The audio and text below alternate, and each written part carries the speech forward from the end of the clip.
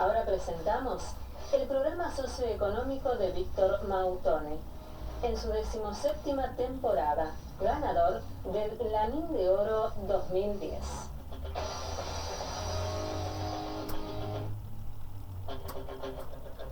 Buenas tardes, amigos. Como todos los martes y viernes, estamos junto a ustedes por FM Estilo 91.7 de su dial desde Villa Honor Galvez, provincia de Santa Fe. El Viernes Santo no estaremos acá porque vamos a celebrar otro Viernes Santo que es muy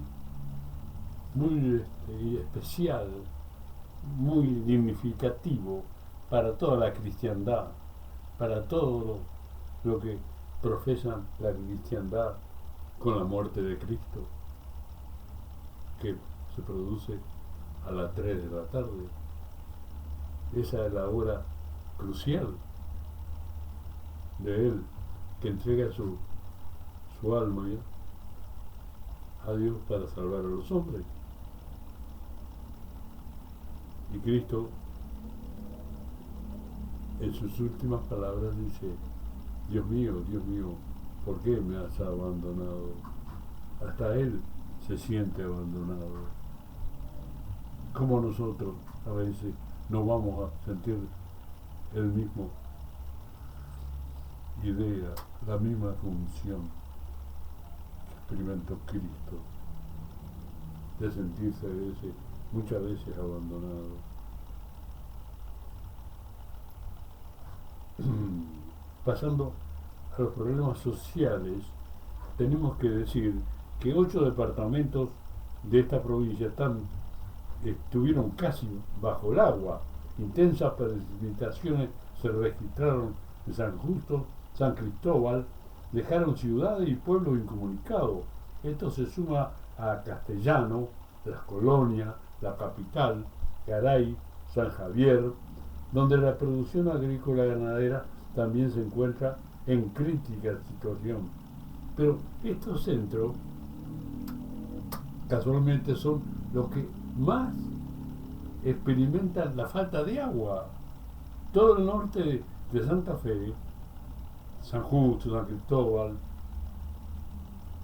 Castellano, Garay, San Javier, son localidades que muchas veces tienen falta de agua. Hasta el gobierno de la provincia piensa hacer acueductos para mandar agua potable a esas localidades. Hoy están inundadas. También Venado Tuerto sufrió el temporal. Rufino, se espera una vuelta a la generación eléctrica propia para terminar con los cortes. La estatal de Narsa está licitando la construcción de una usina que aportará 30 megavatios al sistema interconectado y que promete abastecer la ciudad incluso con la EPE interrumpa el servicio. Esto es una buena información. Cada vez está Rufino más cerca de producir energía que perdió hace 20 años. A fin del mes se abrirán los sobres de ofertas económicas, último paso en la adjudicación de la obra de la futura central generación que va a costear a la nación. Estas son informaciones de carácter provincial que todos los martes damos. También, para terminar con la información de la provincia, proyecta convertir a Santa Fe en la rotonda logística del país. Buscarán transformar un predio de 100 hectáreas en un parque para descargar y despacho de hacienda, depósitos y servicios al pie de la circulación oeste, cerca de varias rutas, y dar así salida a otras provincias.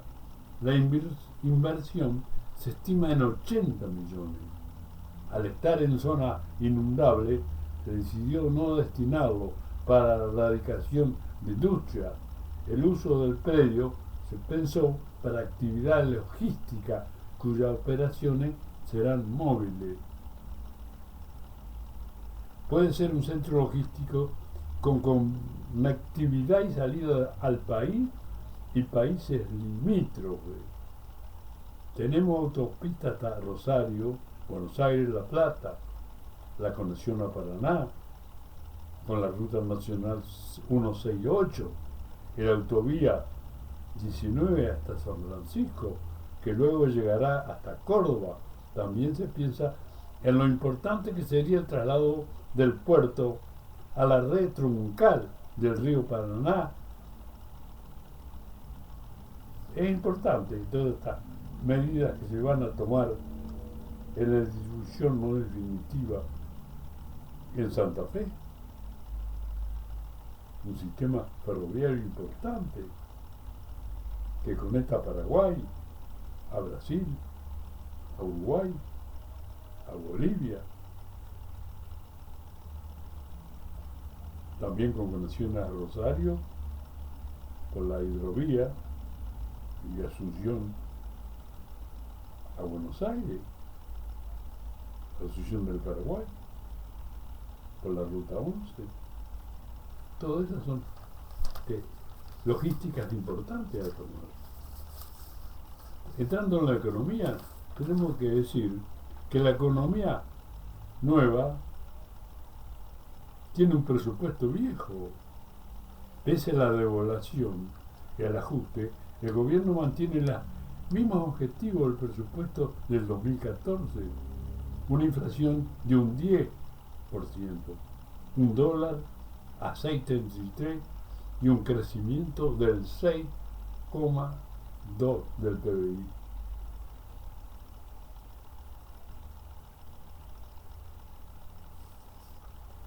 China, el Estado y el mercado. Ciertamente hoy hay un espacio para el crecimiento del consumo privado en China. Escribe Stingray, pero adopta el estilo de vida materialista, despilfarrador de Estados Unidos. Sería un desastre para China y para el planeta. Entonces, tenemos que comparar que la inflación no se detiene, apunta a superar este año un 35%. Un conjunto de indicadores, tanto públicos como privados, dan cuenta de una importante suba de precios, sobre todo en alimentos. El alimento se calcula que ha subido un 40% o más. Lo más caro es la canasta familiar. El alimento se ha disparado más de un 40%, cuando el costo de vida está hablando de un 25 a un 30%. Y todavía falta apuntar los incrementos de los servicios, como es el gas y el agua, que ya van de este mes ya están grabados se calcula que el gas llegaría a un 500% y el agua a un 300% de incrementos. También se espera la electricidad para los meses venideros. La inflación no afloja contra lo esperado que prometió el gobierno en marzo. La Dirección de Estadística y Censo de la ciudad de Buenos Aires registró una suba de precios del 3,6% y un acumulado anual de un 36,7%. En los alimentos, como le decía Rebol recién, se estima un 43%.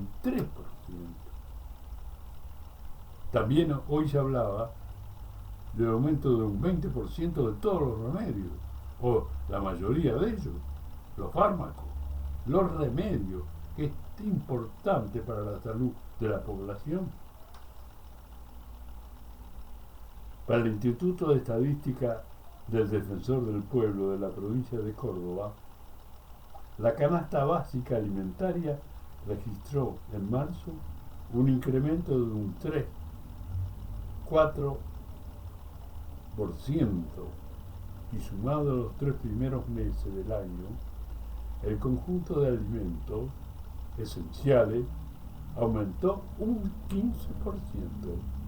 Los rubros carne y frutas y verduras son los más que subieron en el primer trimestre, casi un 20%.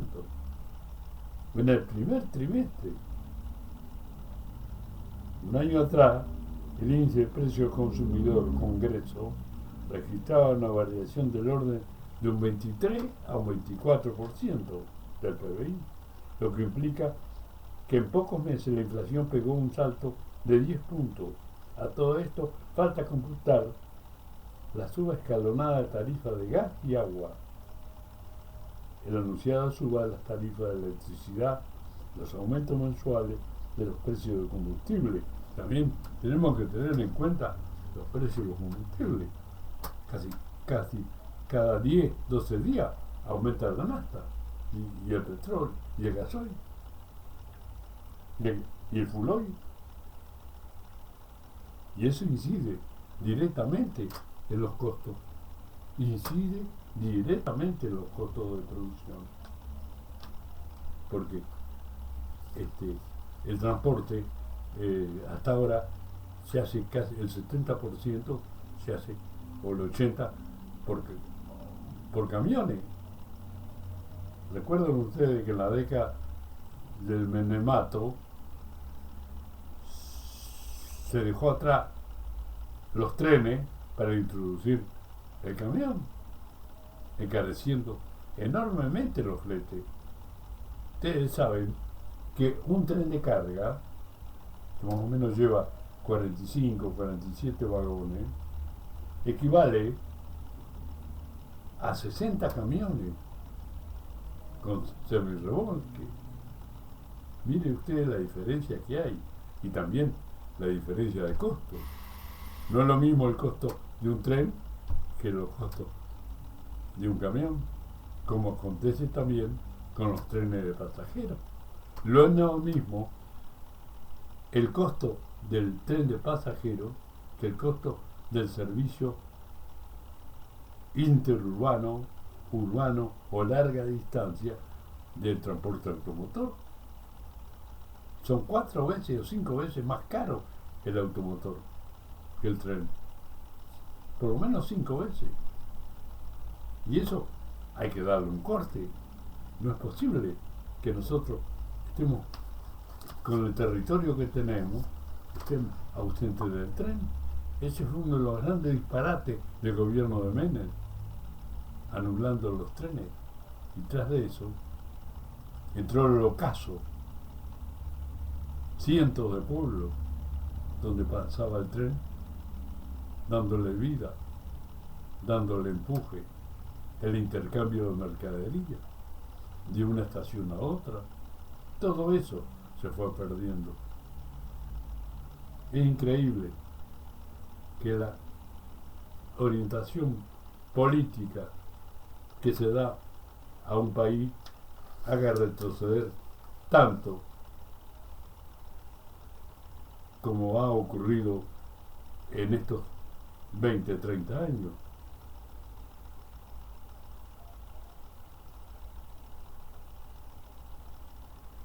Por todo esto se descuenta que la inflación tiene todavía un largo trecho hacia arriba, que los precios mayoristas ponen mayor presión sobre los valores minoristas y en promedio el incremento de los precios podría ascender rápidamente a casi el 40% anual.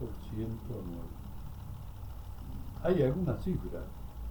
44% es lo que habría aumentado los alimentos en un año, según la Dirección de Estadística de la Ciudad de Buenos Aires. Y 3,4%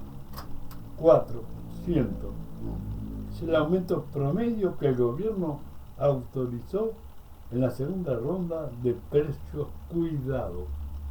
Ustedes saben que el gobierno lanzó los precios cuidados. que muchas veces cada 3 meses lo van actualizando. Entonces, de cuidado, hay que tener cuidado con los precios, no el cuidado de precios, no de precios cuidados, sino cuidado con los precios, porque están incrementando. Y además, antes de ponerse en práctica, le dieron vía libre a los grandes formadores de precios para que tengan su colchón y después autorizaron recién los precios cuidados. Todo eso es resultado que hay que tener muy en cuenta. Por eso todavía falta el ajuste que se tiene que dar por paritaria. Entonces, el costo de vida, como dicen algunos economistas, va a rondar un 40%. O sea, nuestra moneda está completamente depreciada. Hoy, desgraciadamente, no tenemos moneda. El Estado tiene un déficit fiscal permanente que muchas veces lo cubre ANSES y el Banco Central. El Estado le debe al Banco Central 140.000 millones de pesos por adelantos transitorios y préstamos que ha hecho el Banco Central al Estado para cubrir su déficit fiscal. El déficit fiscal es el déficit del tesoro de la nación. ¿Por qué se produce ese déficit? Porque se gasta más de lo que ingresa. Entonces, hay que actualizar los costos. Hay que terminar con las subvenciones como han empezado. Se está hablando de muchas subvenciones, se van a ir reduciendo y me parece bien. También el ajuste que se hizo con el dólar, no quedaba otra, y la suba de los intereses. También nos adecuamos al Fondo Monetario, que exigió esas medidas de ajuste al dólar, de suba de los intereses bancarios, del pago a Resol. Son miles de millones de dólares que en 10 años tendríamos que pagar. Igual al Club de París.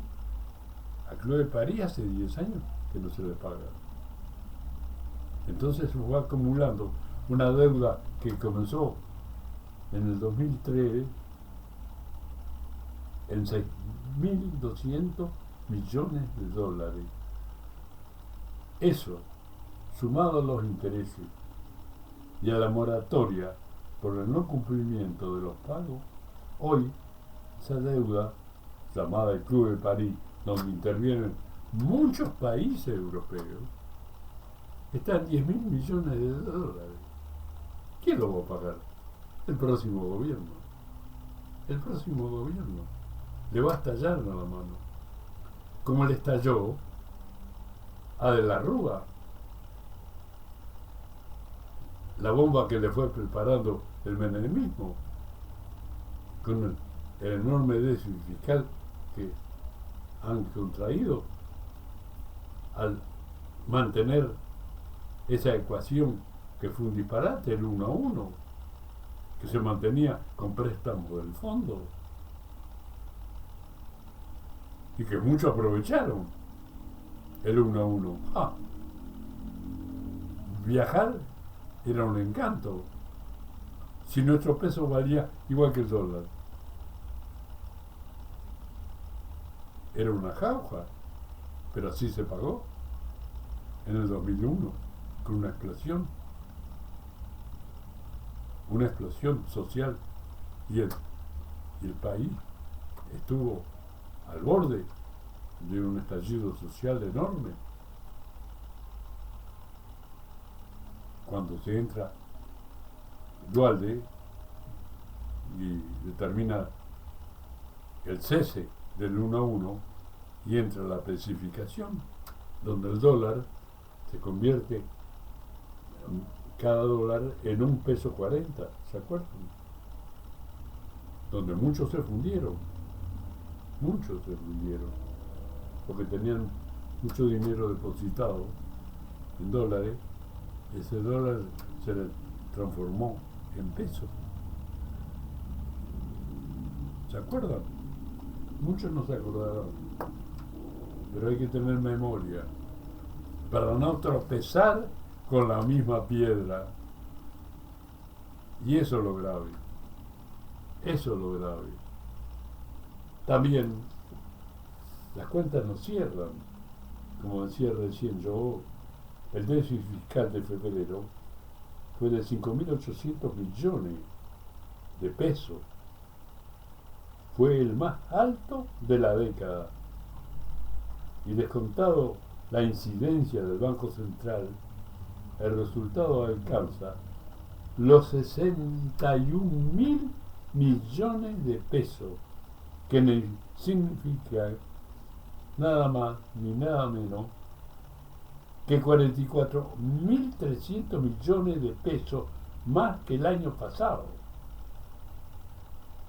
El trabajo señala además que los ingresos fiscales crecen casi en línea con la inflación, impulsado por la devaluación de enero, y que los egresos se dispararon a causa de los subsidios y las transferencias a las provincias. El gasto primario en general se expandió del 6,5 real a 42% nominal. Dentro de esto se destaca un 58% del crecimiento con los subsidios, seguido por el 53% que subieron las transferencias a las provincias. Para marzo, el resultado fiscal aparece preocupante, ya que la recaudación está creciendo por debajo de la inflación. Eso es lo importante que hay que tener en cuenta cuando la recaudación crece por debajo de la inflación. O sea que la inflación sube. La inflación sube por arriba de lo recaudado. Entonces hay un desfasaje. ¿Y qué es el desfasaje? Que el peso va perdiendo valor y hay que actualizarlo. ¿Cómo? Devaluando. Tendríamos que devaluar nuevamente. Algunos economistas creen que la devaluación después del mundial se puede dar, o sea que después de julio se puede dar. Hasta ahora el dólar está quieto por los ingresos de 20.000 millones de dólares que va a haber por las ventas de la soja y sus derivados. En este mes, abril, es crucial el ingreso de las ventas de la soja, de la exportación, a no ser que los productores guarden algo esperando mayores valores. Eso va a contribuir también a perjudicar el ingreso en la balanza de pago que tenga el gobierno. Bueno, amigos, hemos llegado al final del programa. Los saludo y les deseo que pasen una feliz Pascua a todos en familia, en paz, en concordia, en armonía. Gracias, hasta el próximo martes, si Dios quiere. Martes y viernes de 17 a 17:30 horas, el programa premiado con el Lanín de Oro 2010, programa socioeconómico de Víctor Mautone.